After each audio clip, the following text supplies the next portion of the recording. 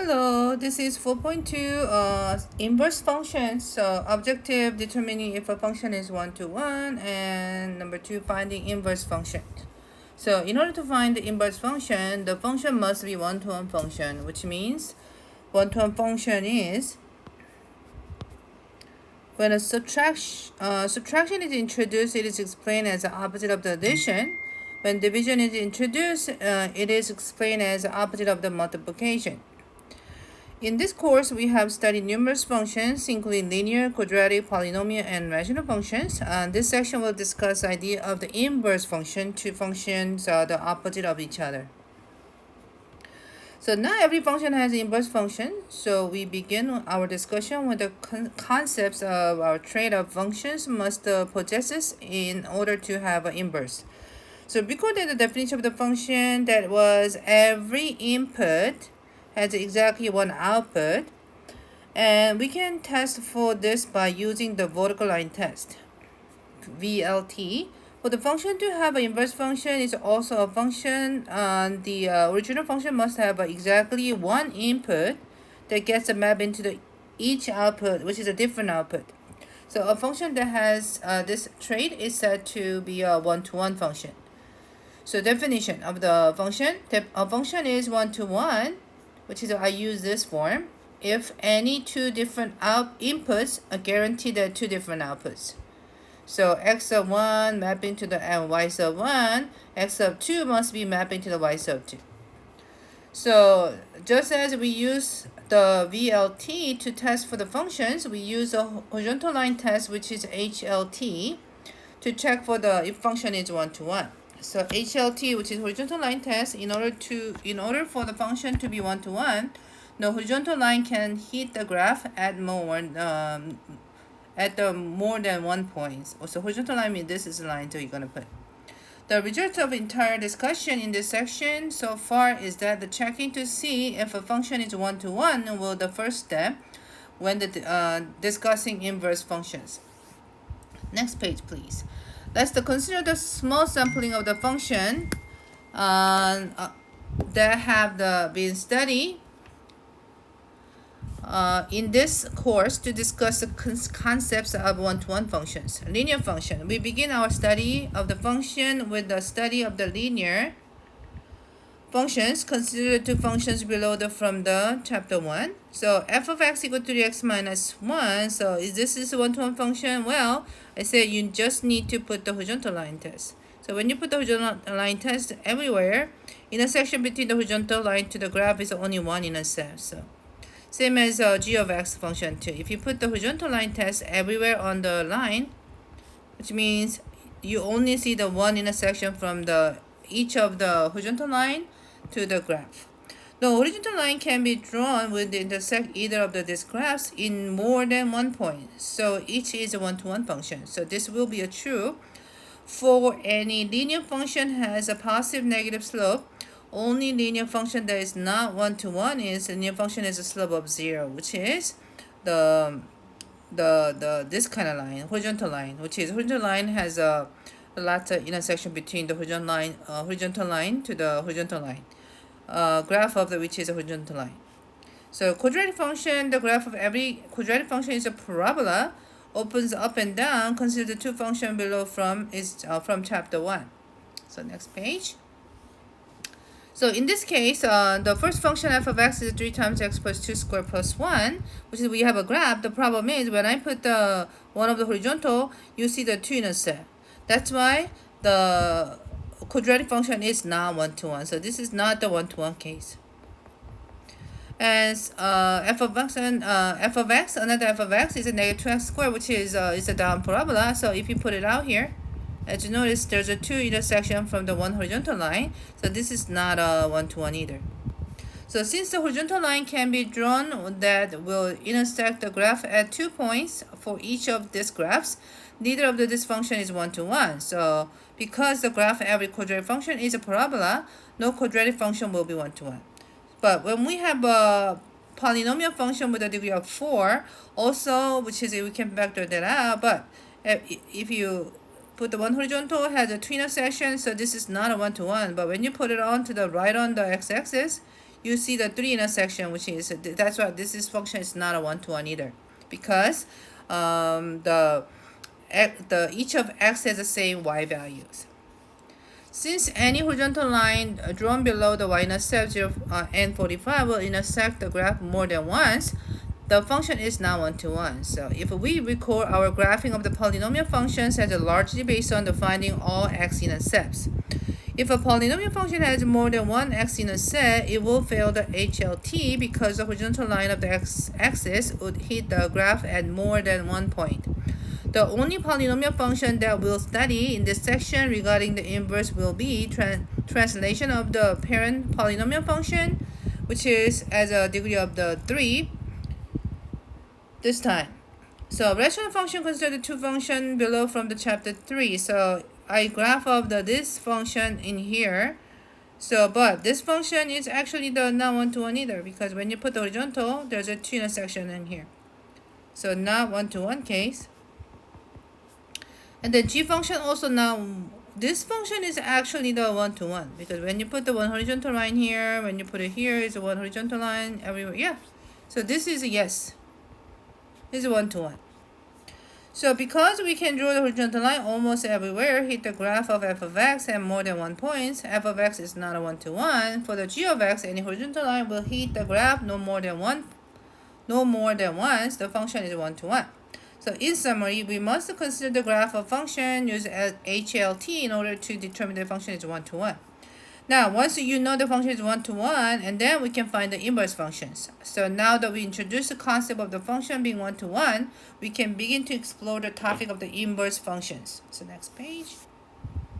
So the definition of the one-to-one function f of x and g of x inverse for if and only if. And then this is how you prove it. So if you use a composition between the two functions, output always come out the x. Nothing else with it, just the x by itself. So example 1, determine the one-to-one function. Its two functions are one-to-one. So in order to do that, you just need to use a composition, okay? So f composed with a g of x, which is same as f of g of x. So f is 5 times x, you put the g of x in it, minus 2, and then the g of x is 1/5 x plus 2 minus 2. When you multiply by 5 inside, you got x plus 10 minus 2, which is x plus 8. So this is not one-to-one already. No, this is not inverse. Sorry about that. You have to say this is not. They're not inverse. Okay, determine this function is one-to-one. So okay, so starting with the composition of the x. So 2 of the x, which is the same as f of g of x. So 2 of x is x over 2 minus x over x over 2 minus x plus 1. And then we must have x by itself. So let's do this. Yeah, I wish I have more space in here though. So I got 2 times was 2x over 2 minus x. And then I got over x over 2 minus x plus 1. And then multiply by 2 minus x both sides. And then this cancels out. You got 2x over. And then you distribute this, cancel the 2 minus x. So x plus 2 minus x. And the x cancel. You got 2x over 2, which is come out as x. It works. So this is actually shows that this function is inverse each other, but you also need to prove this way too. So now you have to put the x over 2 minus x, and then you plug into the f function into the here and then here to simplify. So in the first example, we will given two functions. We asked to determine if they are inverse. However, the more than one more important skill to be learned in this section is the ability to find the inverse of the single given one-to-one function. This will increase to what we be able to do, plus it gives an alternate way for the answering the previous two example questions by simply finding the inverse of one-to-one function and determining if the other functions.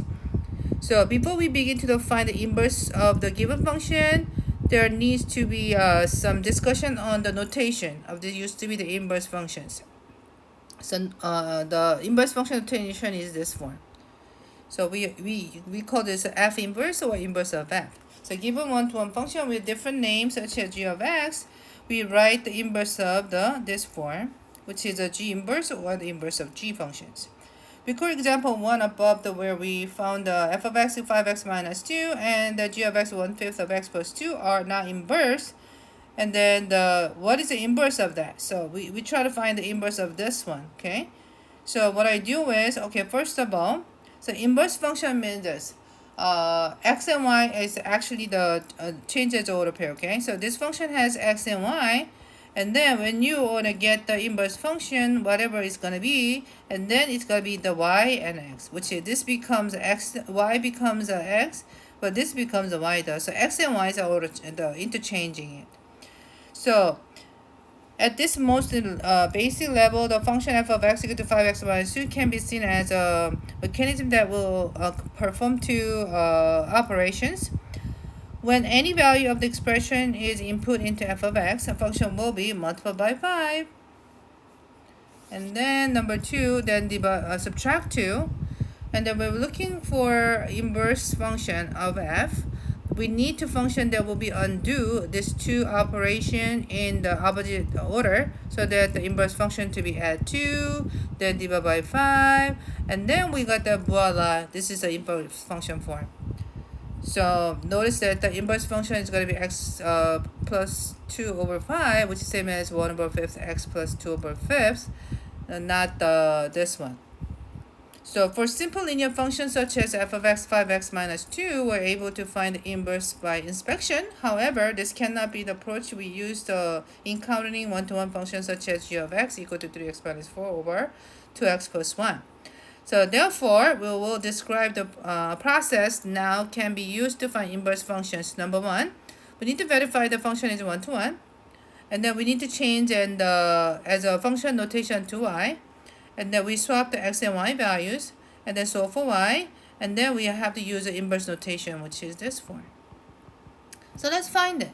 So first of all, is it one-to-one function? Yes, it is, because the linear function is slope of the positive, right? Okay, so now I use a y for f of x, and then we're swapping x and y, so y becomes x, and x becomes a y, and then we are solving for y. So add 2 both sides, x plus 2, which is 5y, and divide by 5.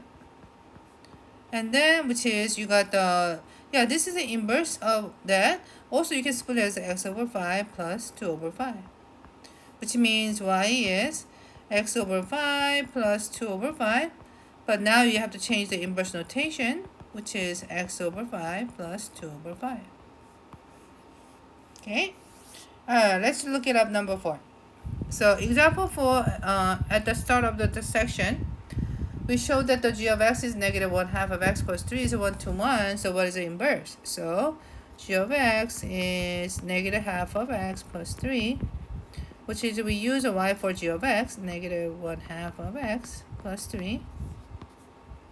And then swapping x and y, which is negative 1/2 of y plus 3. And subtract 3 both sides, x minus 3, which is negative half of y. And multiply by 2 both sides, which is 2 times x minus 3 equal to negative y. And then divide by negative 1 both sides. And then I got negative 2 of x minus 3 equal to y. Also, you can distribute the negative 2, x plus 6 equal to y. And the inverse notation, you got to put the negative 2x plus 6. So this is actually the inverse function of the g. Let's put that as a g here. Sorry. At the start of this section, we show that the g of x is 3x minus 4 is one-to-one function. So find the inverse too. So same thing. So you have g of x is 3x minus 4 over 2x plus 1. Use the y for g of x. And swapping x and y, which is all the x becomes the y values.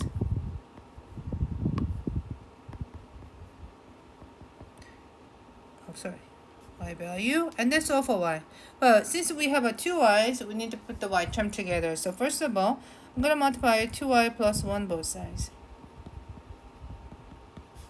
And then I have distribute the x, so 2xy plus x is 3y minus 4. And then we need to put the y term together. So subtract 3y, subtract x, and this cancels out. So I got 2xy minus 3y equal to negative x minus 4. And then in order to find the y by itself, we need to factor it out. So 2x minus 3 equal to negative x minus 4. And divide by 2x minus 3 both sides. And then y is equal to x negative x minus 4 over 2x minus 3. And then put the inverse notation. So I got negative x minus 4 over 2x minus 3. And then if you, this is inverse functions. And then if you think it's too many negative, you can multiply negative on both sides, and then you can reduce the number of the negative term. One caution at this point when we're solving an inverse function, it is common for multiple people to find the several equivalent version of the same inverse functions, often because of the variation in the choices taken when solving for y instead for. Before considering the answer incorrect because it does not match another person's answer, make sure to check that either both answer can be manipulated or simplified to match. Consider step 4 from the last examples. After clearing the fractions, we were left for 2xy plus x equal to 3y minus 4. So suppose we chose to move the term 2xy and 4 opposite side. So you got this form. So, and then you need to factor y by itself and divide by 3 minus 2x both sides. And then voila, here we go. And then you just need to change the inverse. Oh, sorry about that. I think I used the f again. Sorry about that. So we have to use the g because it's from the g functions. Okay, sorry about that.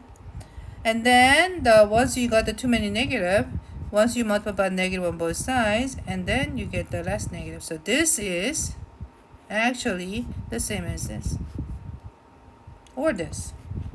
Okay, so there are 3 different forms, but it's going to be the same answer. So we should realize that both versions have equivalent answers. So example 6, determine if each of the following function is 1-to-1, then function is 1-to-1, find the inverse. So this is a parabola, right? So which is, so because the square is a parabola, which means it's not an inverse. So which is, it doesn't have inverse because it's not a 1-to-1 function. Now, what about the radical function? So radical function actually, when I'm thinking about it, okay, it's from the negative 5, and then starting from the negative 1, and then I think this is this. So this passed the horizontal line test. So this is a yes. It is a 1-to-1. So now we can find the inverse function. So which means y equal to square root of x plus 1 minus 5. Swap the x and y.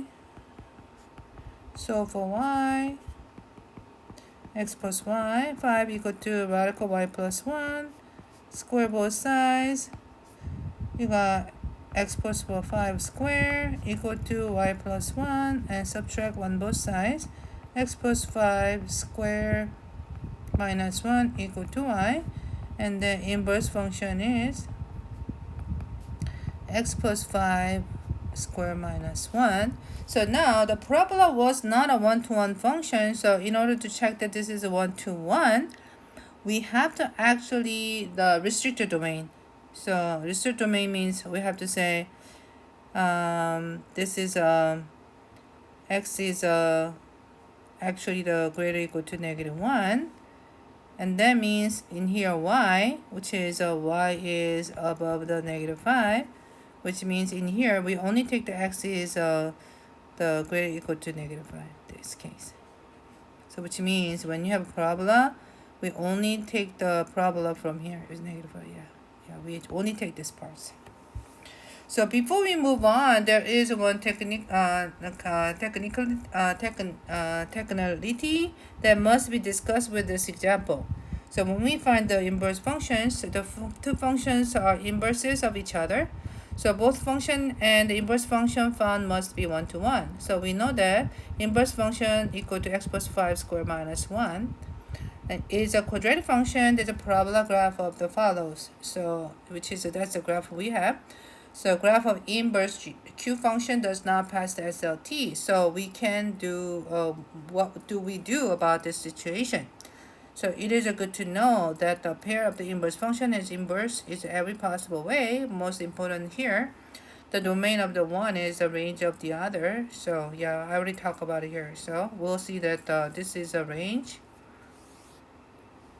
Knowing that this must match the domain of the inverse of Q function, restricted domain is going to be this way or this way. So we should then write our answer as this form, and then we only take this part. So you should now notice that the graph of the inverse of Q function is x plus 5 squared minus 1 with a restriction of the x values. And then it makes the pass the 1-to-1 function. Okay, all right. I think that's all. Thank you for listening.